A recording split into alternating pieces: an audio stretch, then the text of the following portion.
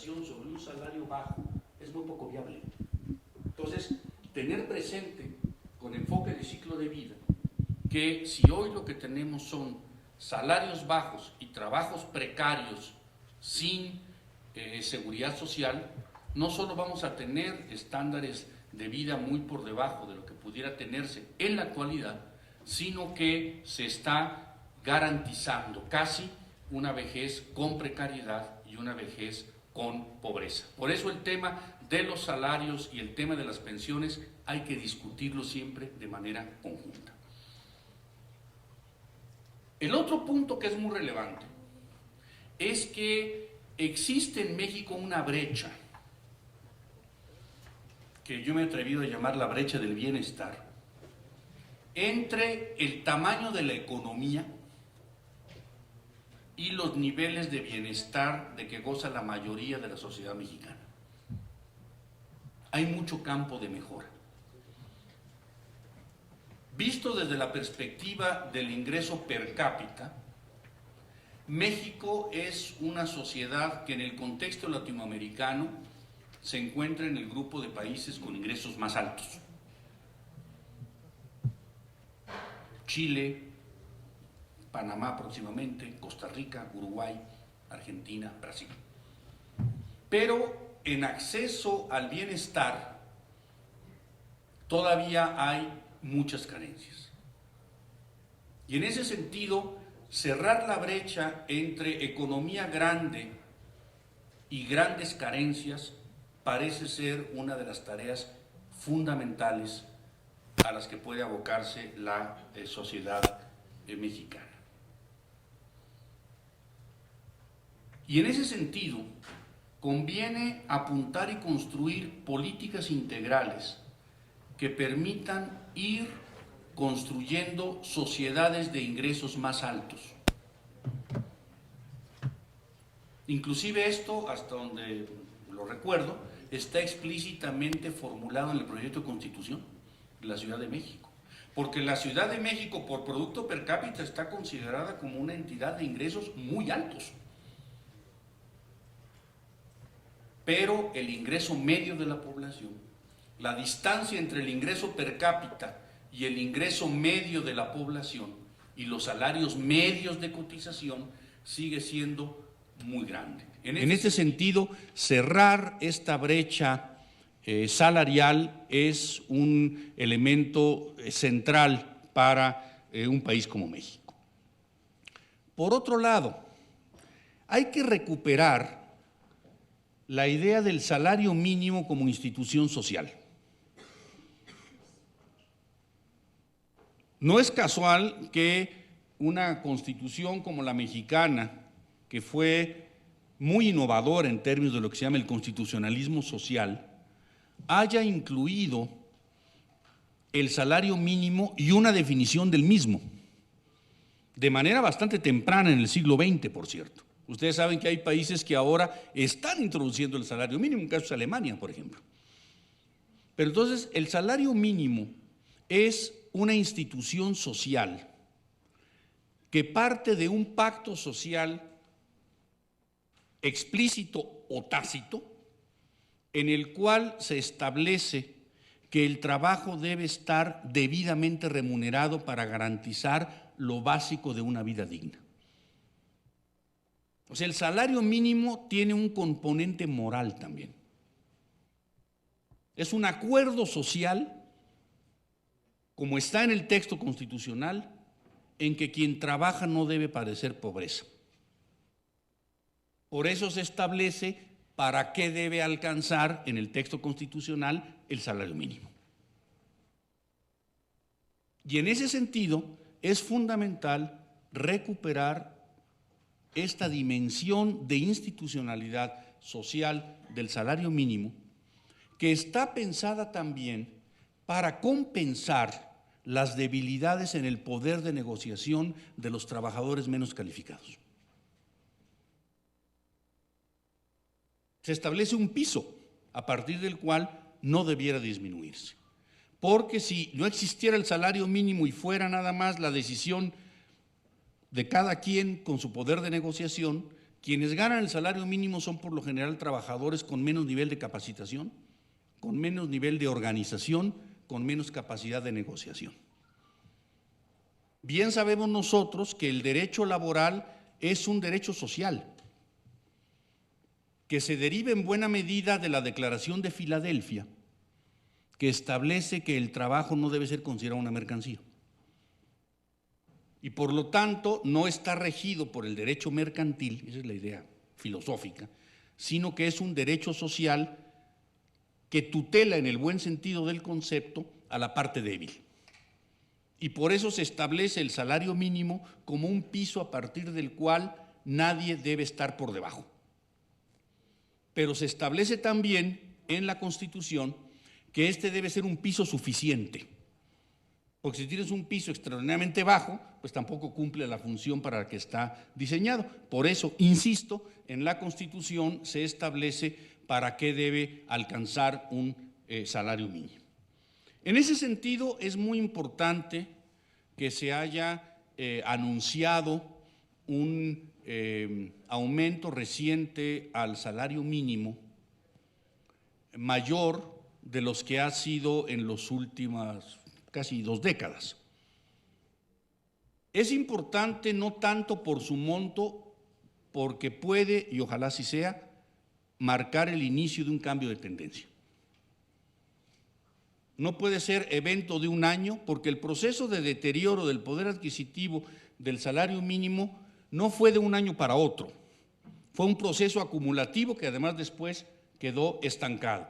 Por eso la recuperación del poder adquisitivo del salario mínimo deberá ser un proceso gradual pero sostenido. En ese sentido, hay que establecer, y ya lo dijo la secretaria en su discurso, que inclusive en los términos en que está aquí, todavía hay una brecha muy grande entre lo que establece la Constitución y los niveles de remuneración salarial. Bienvenido si esto lo que anuncia es un proceso de cambio de tendencia cuyo objetivo debiera ser, pues efectivamente, cerrar esta brecha entre el salario mínimo constitucional y el salario mínimo efectivamente instrumentado. Y esto permite también poner sobre la mesa la importancia o el papel del salario en la construcción de una política macroeconómica para el desarrollo y el desarrollo económico de un país como México. Permítanme decirles que estamos hablando del 70-70. A grosso modo, con datos estilizados, el 70% del ingreso de las familias mexicanas proviene del trabajo. Es decir, es una variable absolutamente fundamental. No proviene de las transferencias públicas, algunas son importantes, no proviene de las transferencias privadas, inclusive de las transferencias públicas, de lejos la más importante son las pensiones contributivas. Si quitáramos las pensiones contributivas, las transferencias públicas llamadas programas sociales son una proporción todavía bastante pequeña del ingreso de las familias, contra lo que a veces se piensa que son cantidades espectaculares, desproporcionadas. Entonces, el 70% del ingreso proviene del mundo del trabajo, pero en la distribución funcional del ingreso son las rentas de capital las que capturan el 70%. Esto no puede continuar. La necesidad de ir cerrando esta brecha en la distribución funcional del ingreso es fundamental para tener una sociedad mucho más igualitaria. Y no solo es tener nuevas instituciones sociales, a lo que voy a referir más adelante, que por supuesto hay que tenerlas, pero hay que ir cerrando esta brecha y esta tremenda distribución inequitativa en la distribución funcional del ingreso. En un trabajo que nos preparó Norma Samaniego en la CEPAL, hizo un proceso de reconstrucción de cómo venía la distribución funcional del ingreso. Ustedes saben que el mejor momento fue en 1976, que estuvo 38-62. 38 el trabajo, 62 rentas de la propiedad y el capital. En Europa era al revés en esos años, era 70 el trabajo y 30 el capital. Nunca nos hemos acercado siquiera a una distribución del ingreso de esas características. Esto ha venido bajando hasta un 28, 29, 30% y se ha mantenido estático. Es más, déjenme indicarles que hasta se dejó de medir la distribución funcional del ingreso. Y muchas de las mediciones de desigualdad que tenemos están solo basadas en hogares. El 10% de los hogares, el 5% de los hogares, y la distribución funcional se abandonó. Nosotros creemos que es momento de volver a tener una medición sistemática de la distribución funcional del ingreso. Ahora, toda esta discusión respecto al papel del salario mínimo, a su recuperación y al papel del salario, se da en un momento, como decía yo en la intervención anterior, de profunda incertidumbre sobre el futuro de la economía mundial. Después del inicio de la gran recesión del 2008, no hay una recuperación sostenida de la economía mundial. Hay países que han tenido niveles de crecimiento mayores, pero lejos de ser crecimientos potentes y robustos. En algunos países hay señales no de inflación, sino de deflación. Y hay creciente liquidez que se invierte en instrumentos financieros y falta de demanda efectiva para la reactivación de los mercados internos y los mercados externos. En el último reporte que hicimos desde CEPAL sobre el estado del comercio internacional, hay un estancamiento de las exportaciones, hay una caída del comercio mundial y por ende los temas de la demanda, que habían estado un poco relegados durante todas estas 2 o 3 décadas, están volviendo con mucha fuerza para discutir las perspectivas de la economía mundial.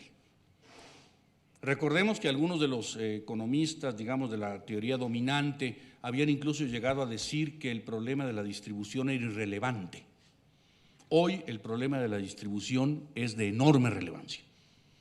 El propio Fondo Monetario Internacional ha señalado que en el fondo de la crisis del 2008 está el tema de la desigualdad y está el tema de la carencia de una demanda efectiva sostenida. No solo es un problema de México, es un problema de la economía mundial y van a ver qué debates tan interesantes se van a armar al respecto.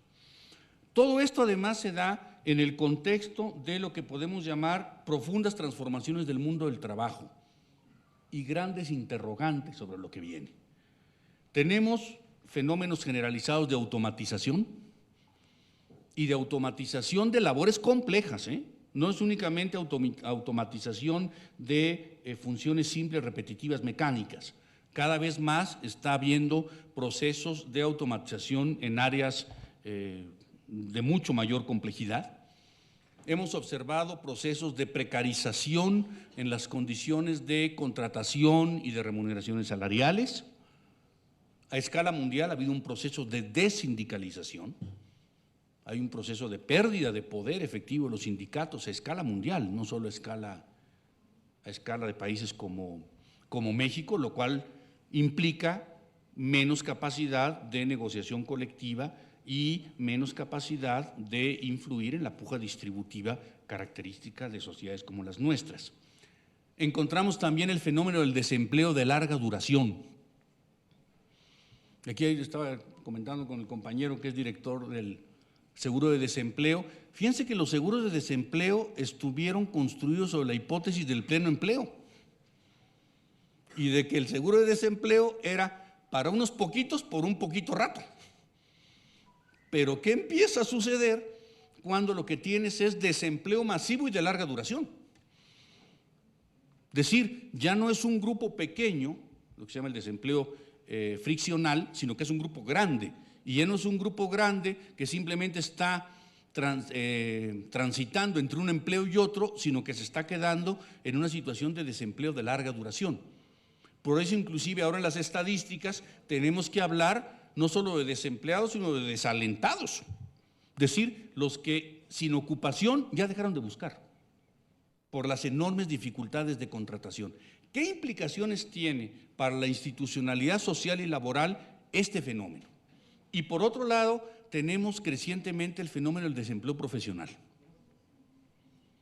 Es decir, que estamos teniendo cada vez jóvenes más educados, los más educados escolarizados de la historia, sin capacidad de insertarse en los mercados laborales. Y en donde los dos mecanismos de socialización tradicional de la juventud, la escuela y el empleo, no están funcionando, o no están funcionando como debieran. Entonces tenemos mucho más personas egresadas que personas contratadas. Y tenemos también gente que empieza a tener ocupación sobrecalificada. Bueno, todos estos temas están en el debate sobre la construcción de la nueva institucionalidad social y laboral en el mundo. Déjenme poner una nota importante sobre otro fenómeno, que es el creciente desacoplamiento entre productividad y salarios. Todo el tiempo se dice que para que suban los salarios debe subir la productividad. El argumento inverso yo no lo he escuchado, que para bajar los salarios haya que bajar la productividad. Y la realidad es que la productividad ha subido mucho más que los salarios. La idea de que simplemente el mercado automáticamente asigna las ganancias de productividad y las distribuye de manera equitativa no es correcta. Ha habido mucho más ganancias de productividad que aumentos salariales. ¿Por qué? Por el debilitamiento de la institucionalidad social y laboral y la capacidad de negociación del trabajo. Leía yo un artículo reciente de Gerardo Esquivel sobre una de las ramas más tecnologizadas de la economía mexicana, que es la industria automotriz. Y me llamó mucho la atención el cálculo en el que establecía que el valor agregado en la industria automotriz mexicana, que es esencialmente una industria de exportación, es 95-5. 95 va para el capital, 5% para el trabajo. No necesariamente la innovación tecnológica produce igualdad si no hay las mediaciones sociales, institucionales y políticas que lo hagan posible. Si vamos a discutir el tema de la vinculación entre productividad y empleo, partamos de reconocer el rezago del salario respecto a la productividad, no el rezago de la productividad respecto al salario. Y estos son temas que merecen ponerse en la discusión, pero escapar un poco a la idea de un poco de mantra sobre productividad y salarios y que la única manera de elevar los salarios es elevar la productividad, cuando ya vimos que se puede elevar la productividad sin elevar los salarios. Y esa brecha entre productividad y salarios hay que cerrarla y hay que cerrarla pronto, porque si no, tampoco los trabajadores tienen interés alguno en elevar la productividad. Tiene que haber una distribución equitativa de las ganancias de productividad. En este sentido, plantearse la pregunta, si México es un país de baja capacitación o de baja remuneración. Generalmente se señala que los trabajadores mexicanos no están suficientemente remunerados porque no son suficientemente productivos, porque no tienen la suficiente capacitación.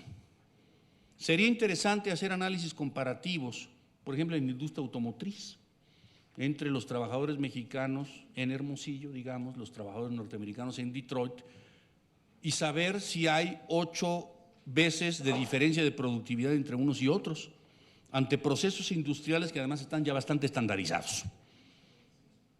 Entonces, hay una tendencia a asumir que la gente no se le contrata porque no está bien calificada.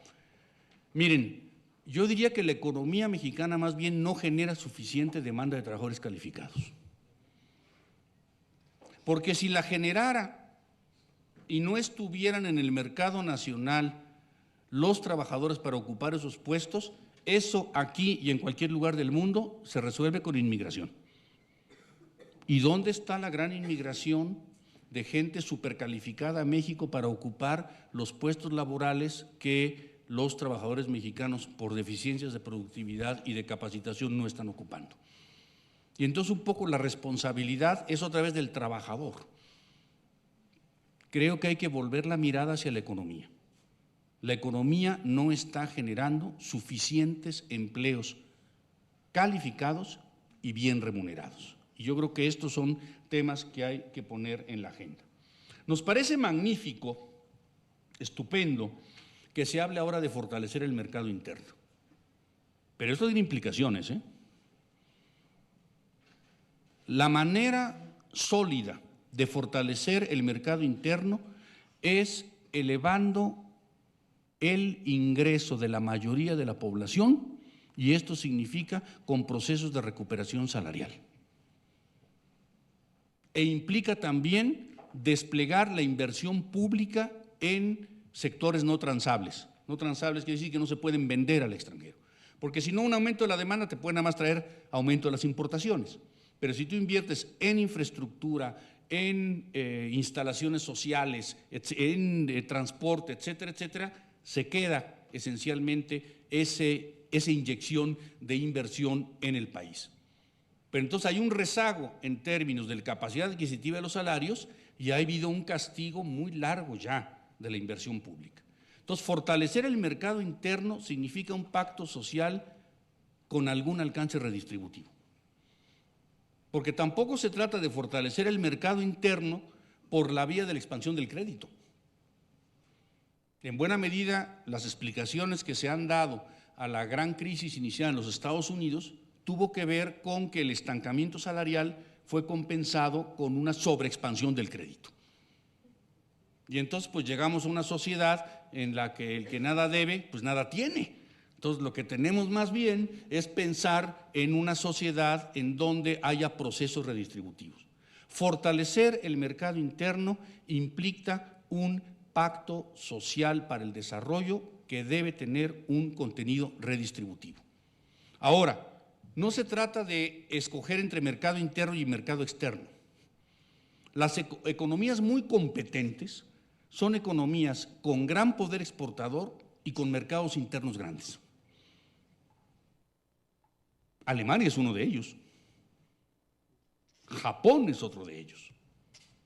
Y ustedes deben de haber tomado nota ya de que China está planteando la necesidad de equilibrar su poder exportador con el crecimiento del mercado interno. Entonces, no se trata de decir no mercado externo, ahora mercado interno, o no mercado interno y ahora mercado externo. Se trata de tener un desarrollo mucho más equilibrado en donde fortaleces el mercado interno y elevas la calidad de tu mercado externo.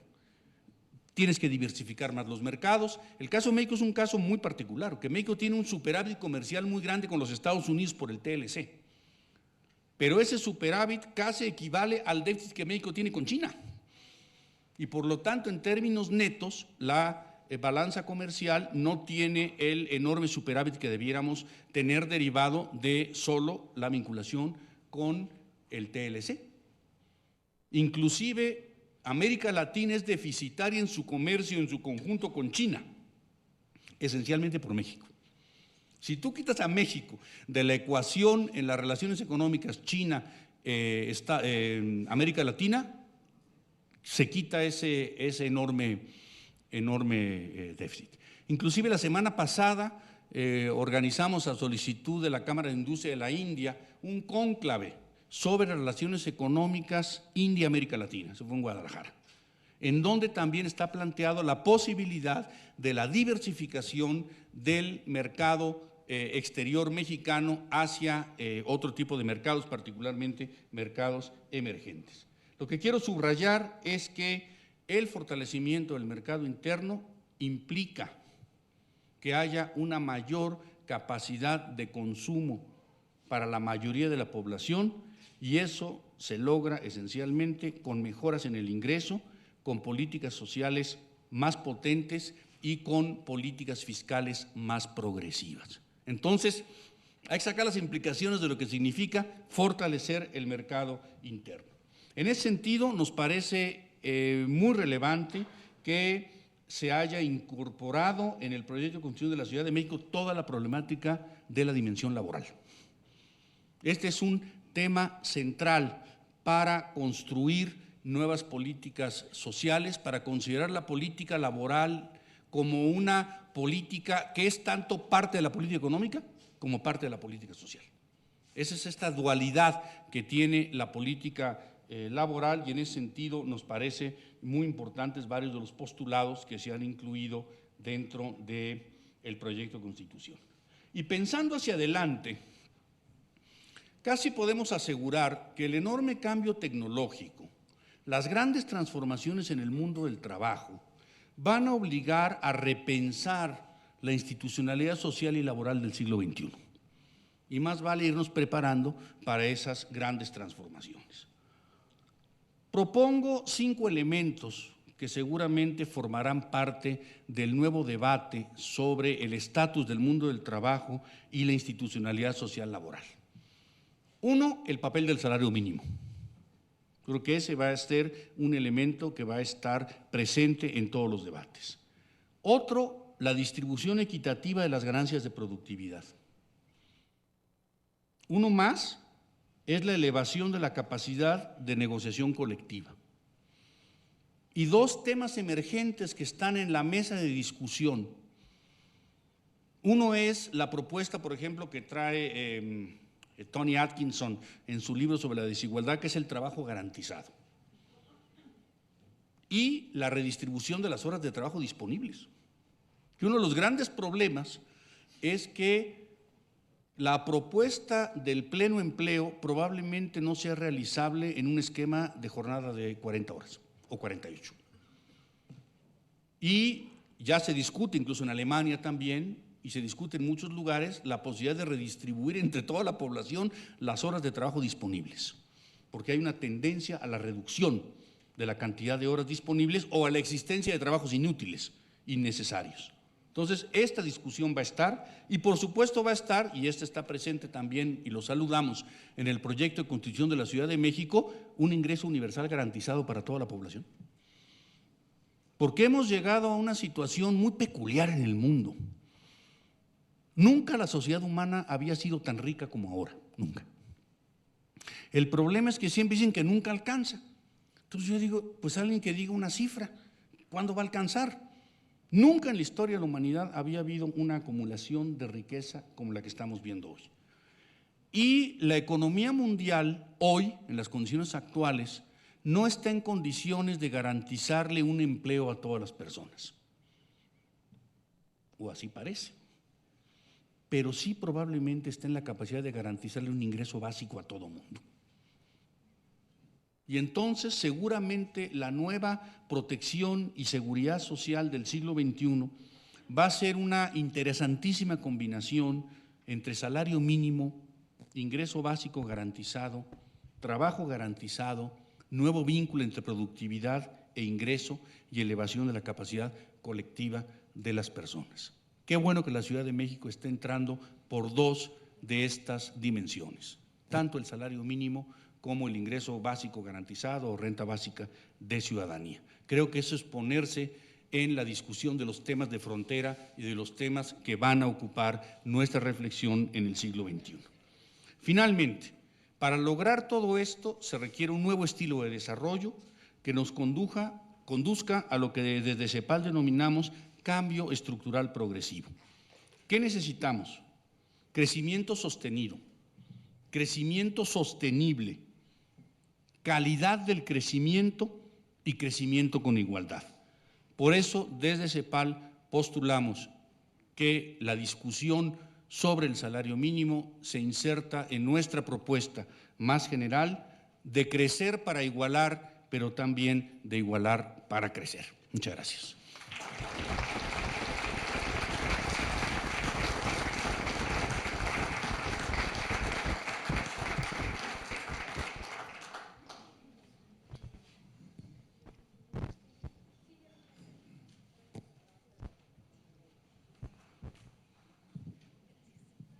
Muchas gracias. Bueno, hemos escuchado una intervención espléndida.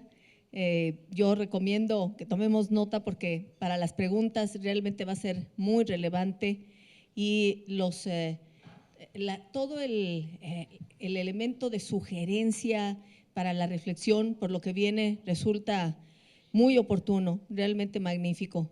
Yo quiero ahora, además dándole la bienvenida a nuestro siguiente invitado, a Jorge Sánchez Tello, pero le vamos a dar la palabra ahora a Jesús Chuy García Montenegro, que como yo les mencioné en la inauguración, es un mexicano muy destacado, mexicano norteamericano, es decir, un representante de lo que es la inteligencia y la capacidad, el liderazgo de personas de origen mexicano, él nacido además aquí en Durango, en los Estados Unidos, ahora de nacionalidad estadounidense, y es militante del Partido Demócrata, inmigrante mexicano que hizo historia en Chicago al convertirse en el primer candidato en enfrentar al actual alcalde a una segunda vuelta electoral. Es decir, obligó a una segunda vuelta y por unos cuantos votos no ganó la alcaldía en Chicago, pero es un líder muy importante, muy activo allá. Jesús Chuy García se inscribió en la Universidad de Illinois, Chicago, donde cursó la carrera de Ciencias Políticas y una maestría en Planificación Urbana. Además cuenta con un posgrado en Economía.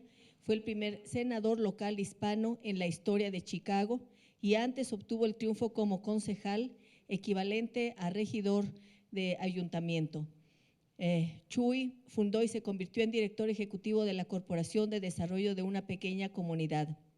El grupo, cuyo nombre es ahora Enlace Chicago, comenzó con un solo empleado, el mismo Chuy, pero en 2009 creció con 27 empleados de tiempo completo, 120 trabajadores a tiempo parcial y un presupuesto anual de 2.9 millones de dólares, supongo, no pesos mexicanos.